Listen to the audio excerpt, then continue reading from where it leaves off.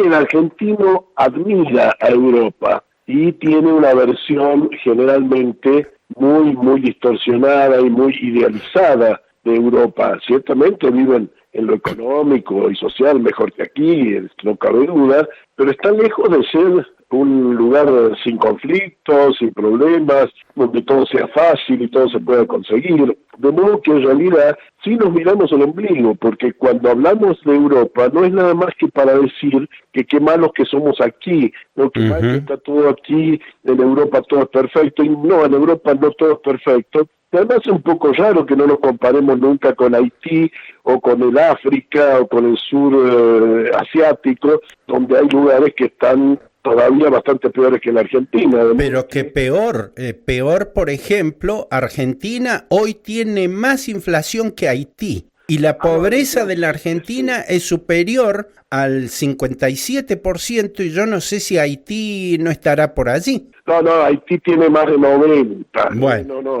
Hay gente que está aún mucho peor que nosotros, pero estamos muy mal, de eso no cabe duda. Lo que quiero decir es que incluso en épocas en que hemos estado relativamente bien, o claramente mejor, como antes del 2015, igual había quien se le ocurría compararlos con Alemania o con Japón, pero jamás se le ocurrió compararlos con el Congo, ¿no es cierto?, claro, o con Malasia o con Santo Domingo, ¿no? Claro.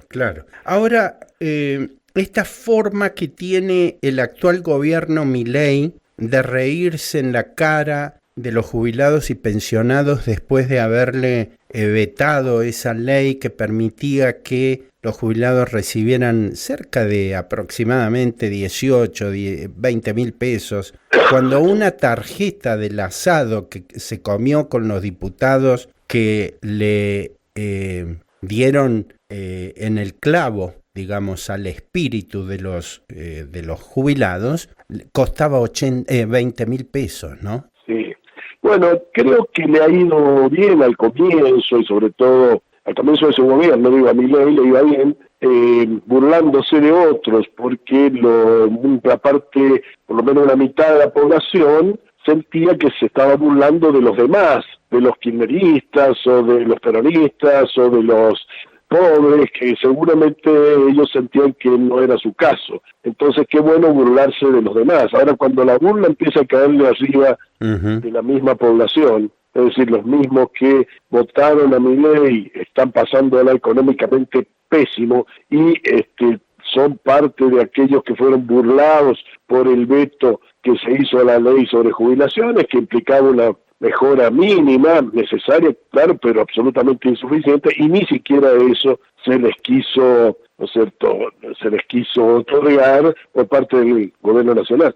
Y se les ocurre esta reunión con los llamados héroes, es decir, que después dijeron que no era una celebración, pero sino que era, si fue una juntada de asado con los que votaron a favor solamente, o sea que queda claro que se estaba refiriendo a una celebración del veto y el voto, el voto a favor del veto, digamos. Claro.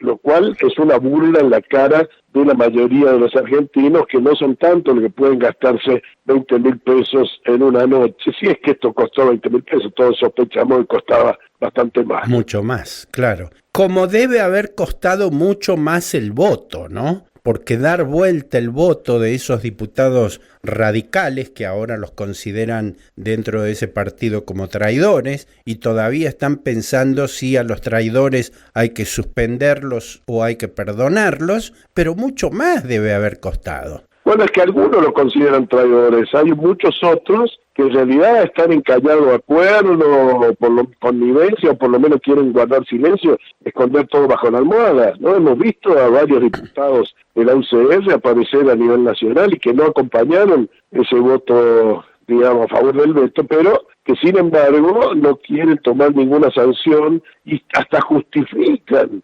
el insólito voto, porque esto no es como han querido hacer pasar, que no dejan que alguien piense diferente o vote diferente. Estas personas han votado contra un proyecto de ellos mismos, o contra un proyecto de la Unión Cívica Radical, que el señor Campero defendió explícitamente en la Cámara, en su momento, con un encendido discurso a favor de honrar a nuestros jubilados, de honrar a nuestros abuelos, para pasar 2 meses después a honrar a Milei, ¿no es cierto?, y a honrar el veto, y a honrar cómo liquidar a los jubilados lo más posible. Basta escuchar a Campero, basta escucharlo para ver el nivel de cinismo que un sector que, bueno, está muy sospechado, por supuesto, de haber sido comprado por el gobierno, de la señora de la Unión Cívica Casa de Calvo, votaron en contra.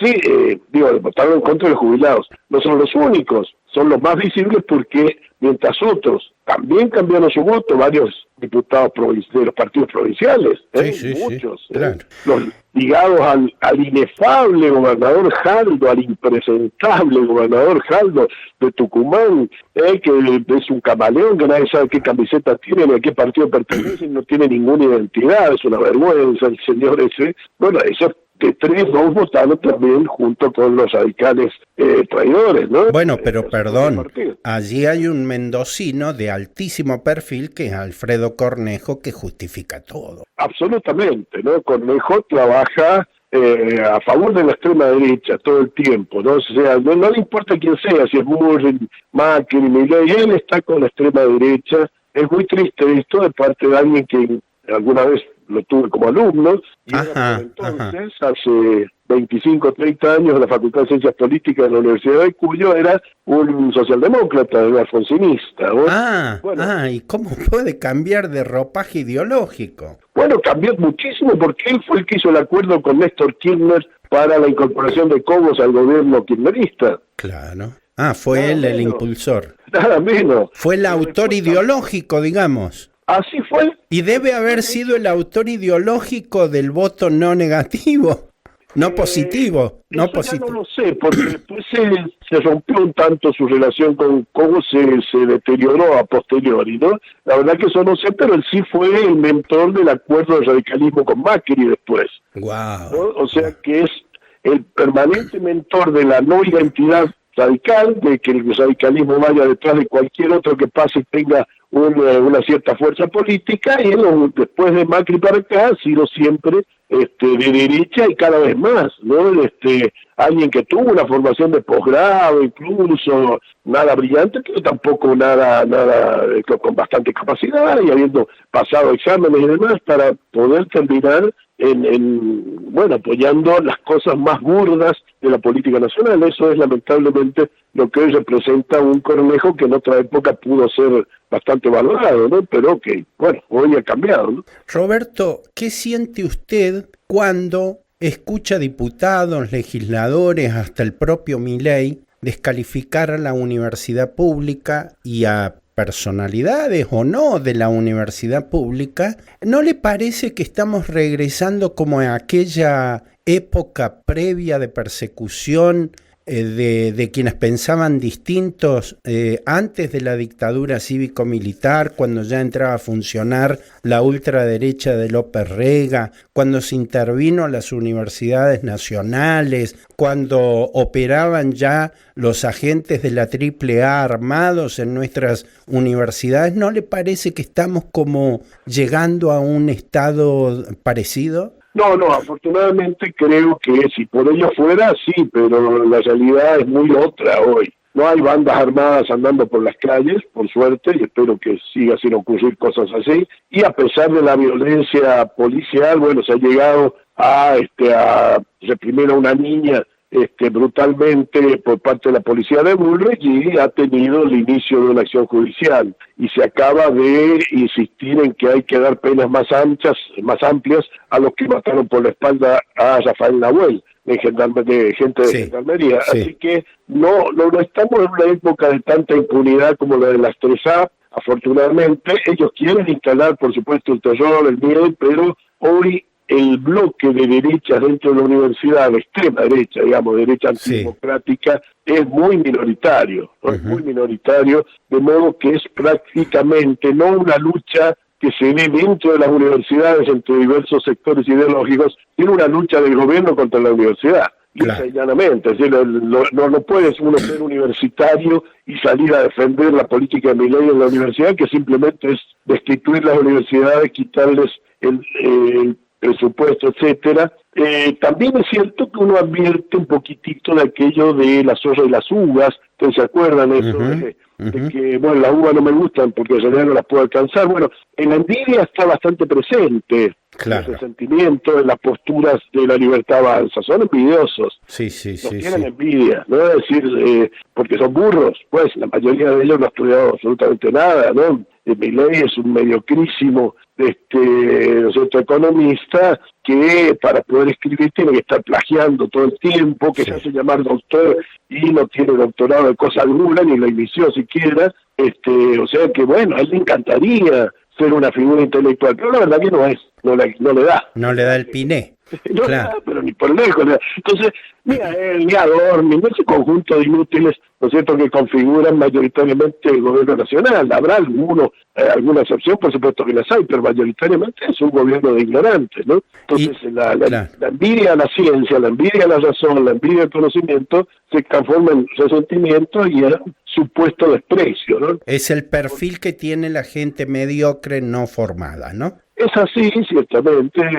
Ellos buscan trabajar sobre el sentimiento de la población. Hay mucha gente que hoy, casi 2/3 de la población que no tiene derechos jubilatorios, ¿no es cierto?, no tiene derechos de estabilidad laboral, en fin, al no tener estos derechos básicos que sí tenemos los universitarios, también ellos buscan producir envidia hacia esa posición, y es muy típico entonces el ataque a quienes están dentro de la organización formal del Estado o aún como privados, de parte de aquellos otros que no tienen esos derechos. Se busca manejar el resentimiento social en contra de las universidades y de la educación en general, pero estos tienen muy buena prensa en sentido amplio, la palabra están muy bien considerados en la cultura de los argentinos y las argentinas, y por tanto es muy difícil que se pueda destituir tan fácilmente el rol de las universidades sin que se deje sin que se esté agrediendo a una sociedad que cree que la ciencia, la técnica y los profesionales, sobre todo, son muy necesarios para el funcionamiento social, ¿no?